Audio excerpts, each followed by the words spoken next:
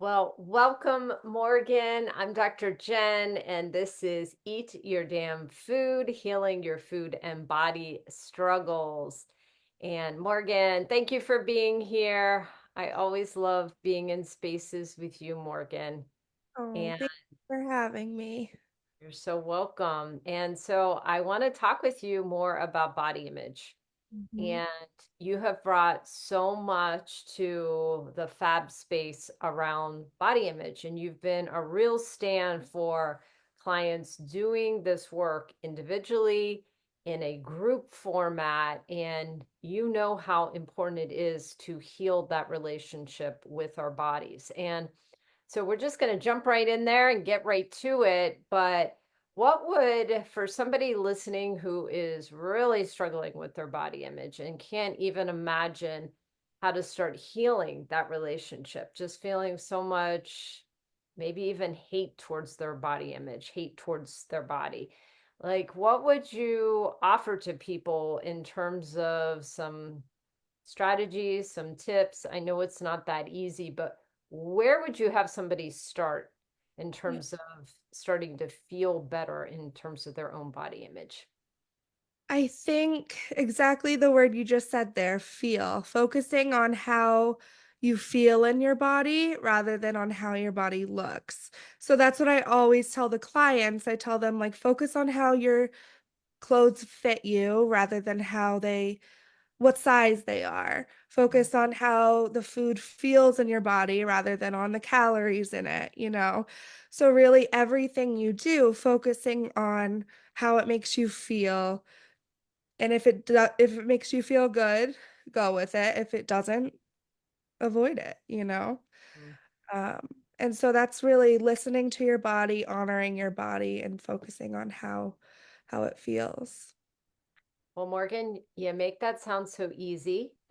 And I know sometimes it can be more challenging, but maybe when you get down to it, it's what I'm hearing is really like tune into your own unique self and how things feel uniquely to you. Right. And I think sometimes it's very easy to get into comparisons, right? How does somebody else look? What size clothing are they wearing? Who's doing what on this social media platform? And what would you say if you were, again, sharing with people? How do you stop doing that? Like, how do they look? Or, those comparisons that can be so easy for anybody to get into. And definitely, I hear that from our clients struggling with eating disorders.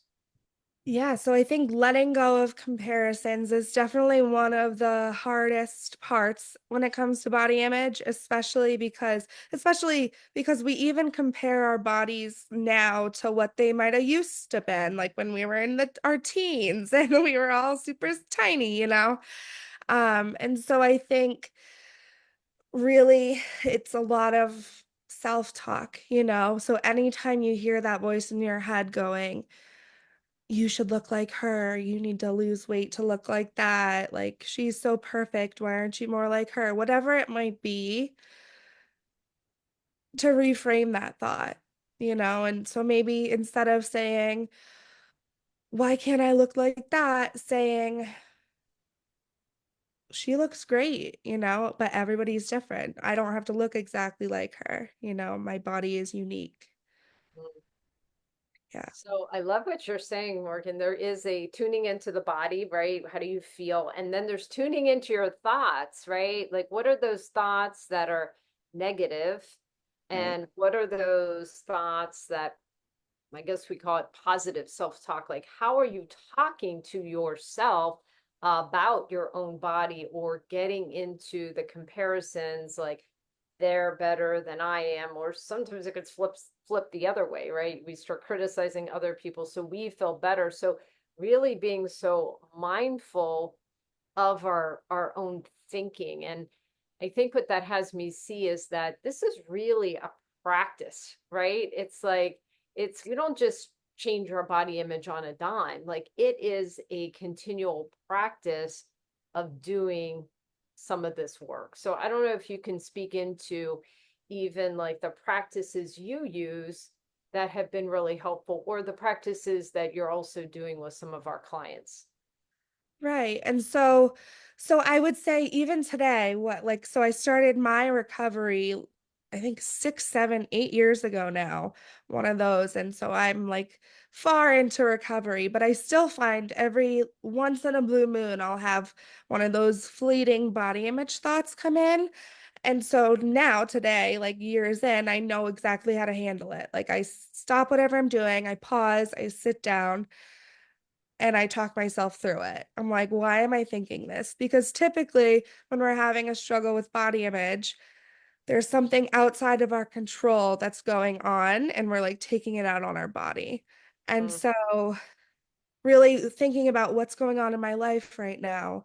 And I use this a lot with all of my clients now because they often find that something else is going on that's causing them to like attack their body, you know?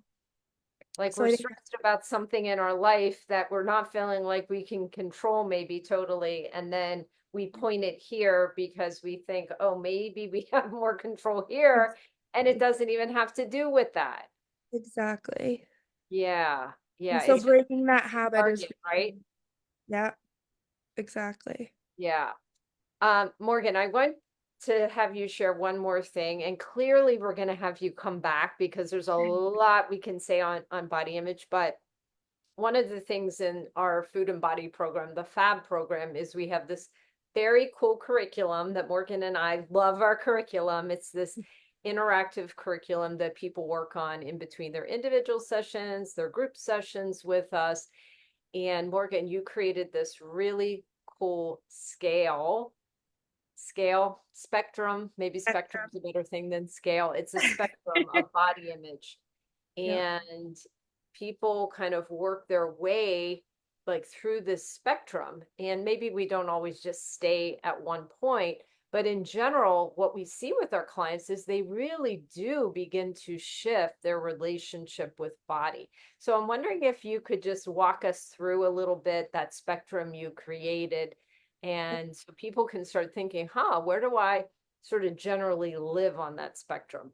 Yeah, absolutely. So most people come into a eating disorder treatment program feeling like in the body hate area. That's at the end of the spectrum. Also at the end is body disconnect. You don't feel connected to your body at all. You just feel so like dissociated from it. Um, but whether you're in body disconnect or body hate, the next step up from that is body respect. And that's, in my opinion, one of the most important stages on the spectrum to achieve. Because once you get body respect, you get body acceptance, body peace, body confidence, body love, even, But moving from body hate to body respect is definitely the most challenging because it's learning to respect your body, which is something that you hate. And hate is a strong word, you know?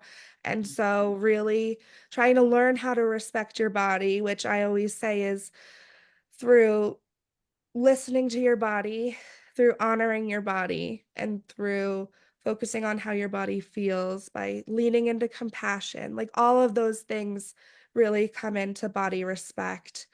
And that's typically the first goal that we set in terms of the body image spectrum for people just coming in. Beautiful. Morgan, we're definitely having you back.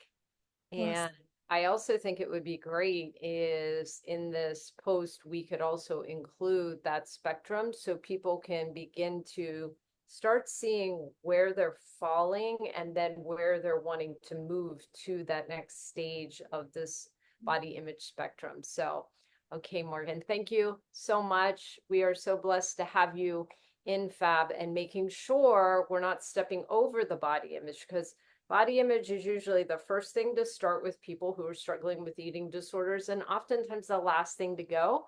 And we never stop working on our body image, right? As long as we're alive. So it's such an important topic. So thank you for sharing on this very important topic today. Thank you.